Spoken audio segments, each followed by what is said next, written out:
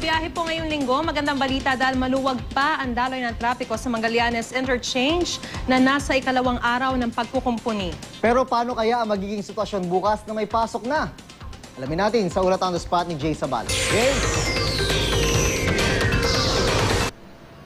June Maris, tuloy-tuloy ang trabaho sa ikalawang araw ng pagre-rehabilitate sa Magallanes Interchange. Narito ang report.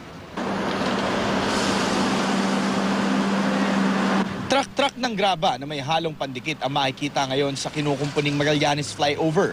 Isa-isa itong binubuhos sa taas na parte ng tulay. Sa ibabang bahagi ng flyover, patuloy ang paghukay sa lupa at pagtanggal sa mga lumang materyales. Sa ngayon, maluwag naman ang daloy ng trapiko mula sa Osmeña. Kahit nasarado pa rin ang paakyat ng Magallanes Flyover southbound mula sa Osmeña Highway. Para sa mga papuntang Pasay at Ross Boulevard mula Osmeña Highway, maaari kayong kumanan sa General Luna Street, pangalawang kanto paglagpas ng PTT Gasoline Station sa mga papuntang Alabang, EDSA at Cubao. Mula pa rin sa Osmeña Highway, maaari kayong dumire-diretso at kumanan sa katabing kalsada ng Magallanes Flyover sa ibaba. Para mas madaling makapasok sa ibaba, bukas ang service road. Ang dahilan naman ng paghinto ng mga sasakyan sa Osmeña southbound, northbound ng SLEX at pa-SLEX mula Pasay ay ang intersection ng EDSA at Osmeña na pansamantalang binuksan at nilagyan ng stoplight.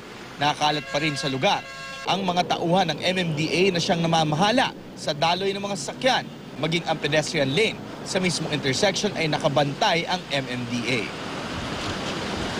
Gusto ng DPWH na matapos ang 167 million pesos na proyekto sa loob ng 10 araw, kaya naman daw 24 oras ang gagawin nilang pagkukumpuni dito sa naturang tulay. Samantala bukas nga ay naghahanda na rin yung mga tauhan dito at pinakikiusapan nila ang mga motorista kung maaari daw ay iwasan na lamang ang lugar. Kung hindi naman ito may iwasan, ay dumaan na lamang sa mga alternatibong ruta tulad ng mga magagaling sa Osmeña na papunta naman sa South Luzon Expressway. Kung maaari daw ay mag-skyway na lamang, at ganun din naman ang mga galing sa South Luzon Expressway na papuntang norte o sa Maynila ay dumaan na lamang dito pa rin sa may skyway. At yan muna ang latest mula dito sa Magallanes Flyover. Balik sa iyo, June.